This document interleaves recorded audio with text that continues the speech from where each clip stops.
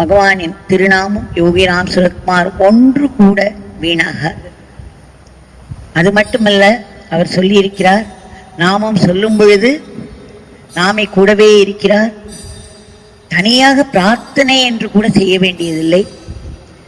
நாமம் என்ன செய்ய வேண்டுமோ அதை செய்துவிடும், நாமமே செய்துவிடும் என்றும் கூறியுள்ளார்.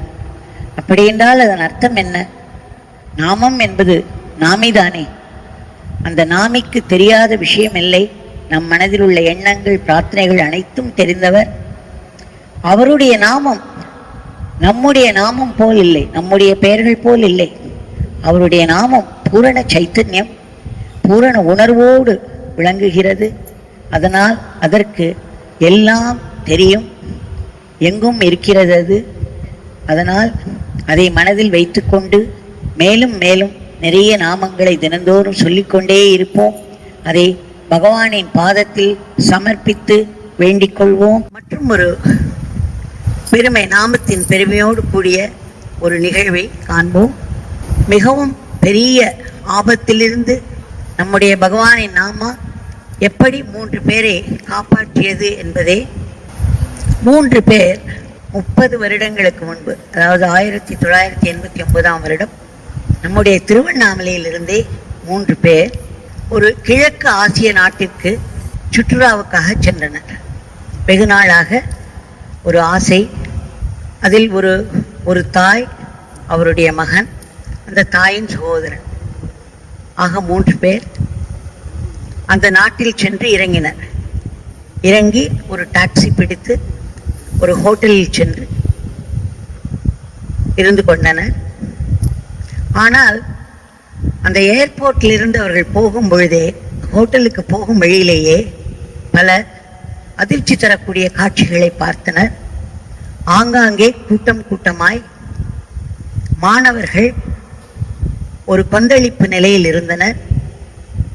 நிறைய பேர் இருந்தனர், நிறைய குழுக்கள் ஆங்காங்கே பலவித கோஷங்களை எழுப்பிக் கொண்டிருந்தனர். அதற்கு நடுவே நிறைய போலீஸ் நடமாட்டம் வேறு இருந்தது. மிகவும் சங்கடத்துக்குரிய ஒரு சூழ்நிலை அங்கே இருந்தது. இதை கண்டதும் அந்த மகனுக்கு, அவனுக்கு ஒரு 20-22 வயது இருக்கலாம், அவனுக்கு ஒரு பயம் வந்தது. அவனால் தான் மற்ற இருவரும் இந்த நாட்டிற்கு வந்தனர். அவனுக்கு உடனே ஒரு பயம் பிடித்து விட்டது. அவன், அம்மா, இது என்ன? நாம் இங்கே சுற்றுலாக்காக வந்தோம், ஆனால் இங்கு காணும் காட்சியோ மிகவும் பயங்கரமாக இருக்கிறது. நாம் வேண்டுமானால் இந்த இடத்தை விட்டு கிளம்பி போய்விடலாம் என்று கூறினான். அவர்களுக்கு மேலும் மேலும் கொஞ்சம் திடுக்கிடும் செய்திகளாக வந்து கொண்டிருந்தன. அந்த சூழ்நிலை மிகவும் பரபரப்பாக இருந்தது. எந்த நேரமும் ஏதேனும் எங்கேயோ வெடிக்கலாம், பெரிய சண்டை மூழலாம், உயிர் சேதம் ஏற்படலாம் என்ற ஒரு நிலை.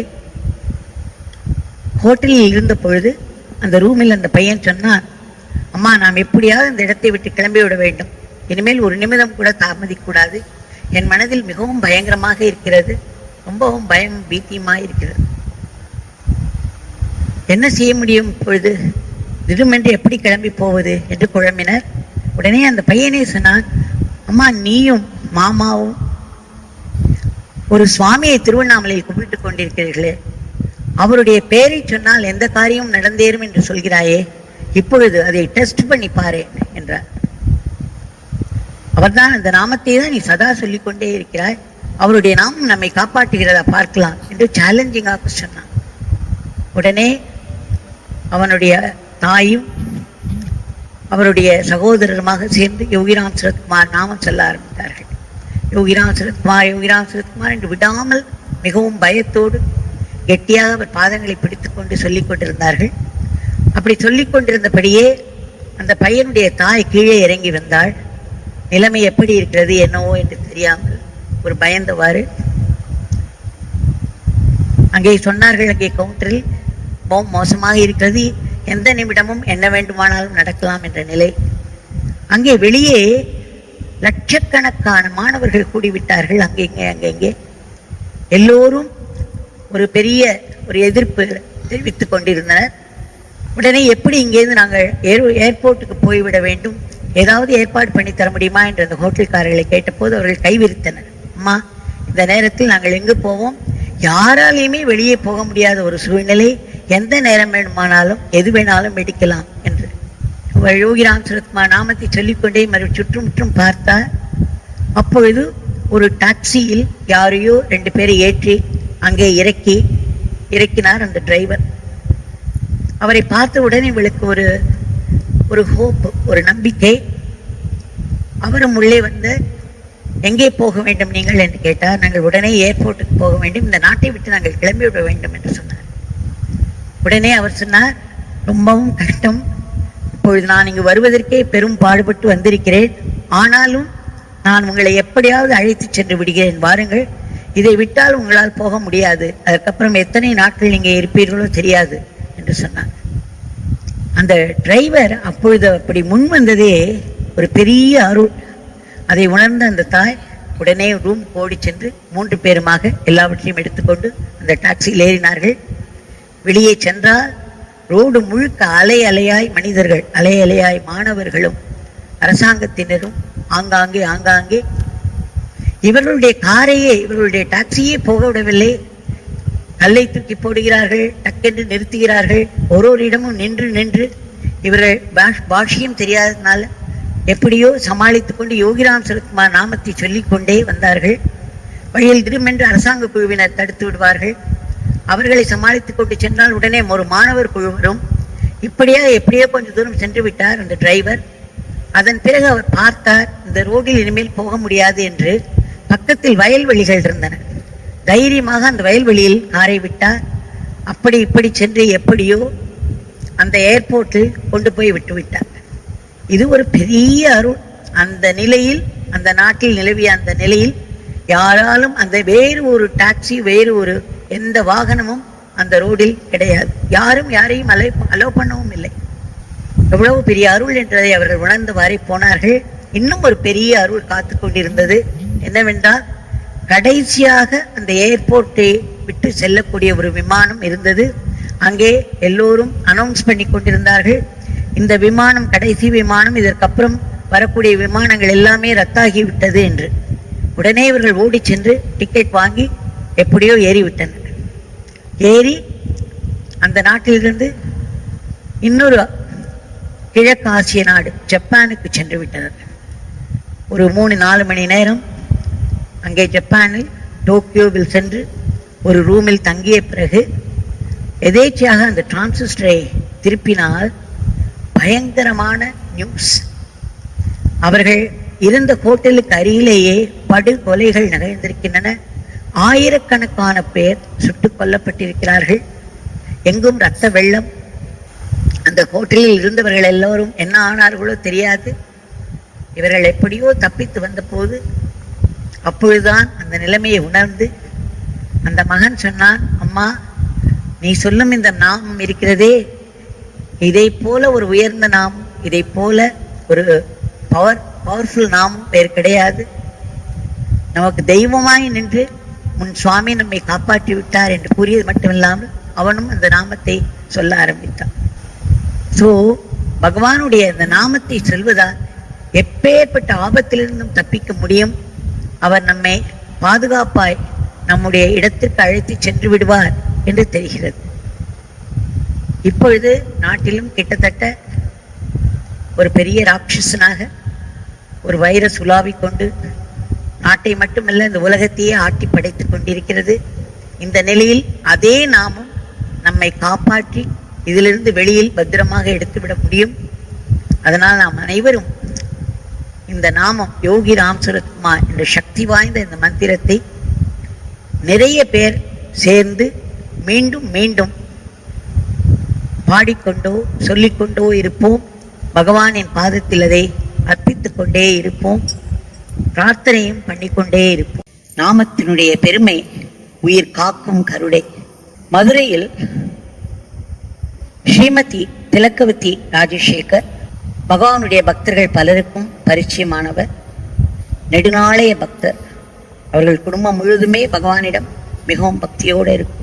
அவர் ஒரு மதுரை மகளிர் சத்சங்கம் நடத்தி வருகிறார். அதில் லலிதா இளங்கோவன் என்பவரும் ஒரு உறுப்பினர் பக்தை.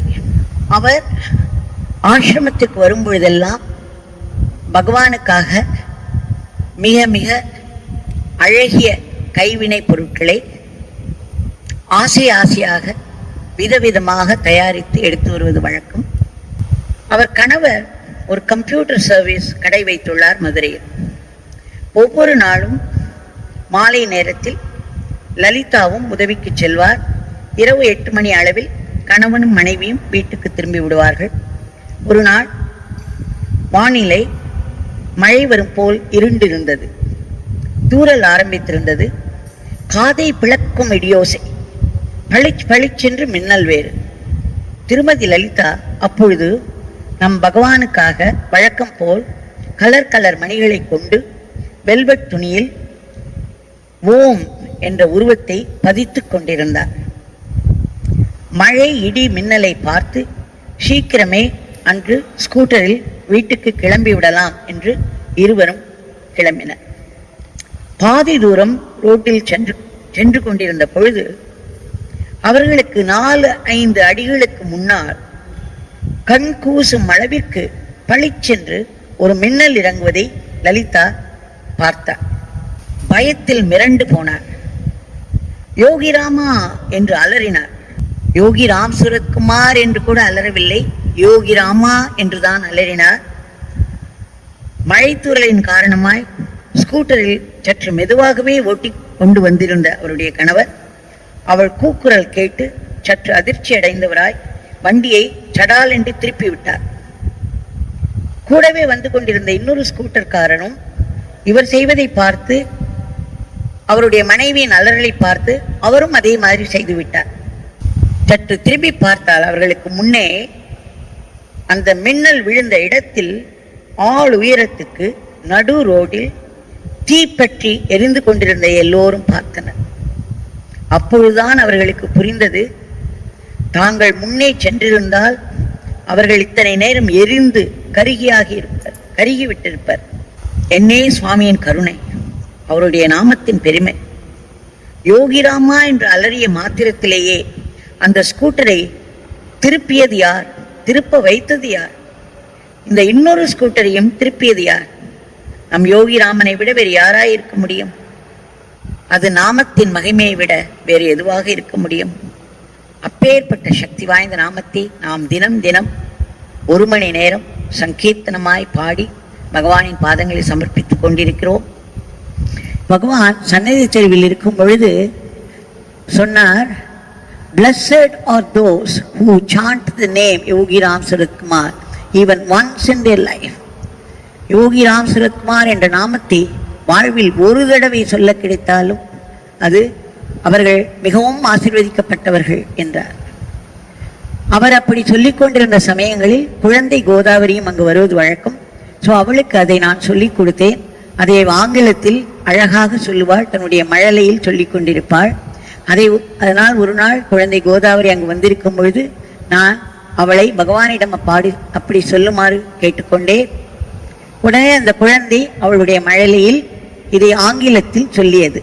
பகவான் சொல்வது போலவே அவரை இமிட்டேட் பண்ணும் மாதிரி சொல்லியது. ரொம்ப அழகாக இருந்தது கேட்பதற்கு. பகவான் ஒரு ஆனந்த வெடிச்சிரிப்பு சிரித்தார். சிறிது நேரம் சிரித்து கொண்டே இருந்தார். கையை தூக்கி அந்த குழந்தையை ஆசீர்வதித்தார். அதன் பிறகு என் பக்கம் திரும்பி சொன்னார், தேர்க்கி, இந்த கோதாவரிக்கு எப்படி தெரிந்தது என்று கேட்டார். அது மட்டுமில்ல, கோதாவரி, நீ கடவுளை பார்த்திருக்கிறாயா? கடவுள் எங்கே இருக்கிறார் என்று கேட்டார். இதோ இங்க என்று அந்த குழந்தை கையை நீட்டி தன்னுடைய பிஞ்சு கரத்தை நீட்டி அவரை காமித்தது. பகவான் ஒரே வெடிச்சிரிப்பு, இடி போல் சிரித்தார். பிறகு சொன்னார், கோதாவரிக்கு தெரிந்திருக்கிறது இந்த பிச்சைக்காரன் யார் என்று மிகவும் ஒரு அற்புதமான முகத்தில் ஒரு தேஜஸுடன் அவர் சொல்லிய விதம் இன்று வரை என் மனதில் பதிந்திருக்கிறது. ஆகவே ஒரு முறை நம் வாழ்வில் உச்சரித்தாலும் இந்த நாமத்தை நாம் ஆசீர்வதிக்கப்பட்டவர்கள் என்று சொல்லக்கூடிய அந்த அத்தகைய மகிமை வாய்ந்த இந்த நாமத்தை நாம் இவ்வளவு நேரம் சொல்லிக் கொண்டிருந்திருக்கிறோம். நம் சுவாமி நம்ம கூடவே இருந்து கொண்டிருக்கிறார்.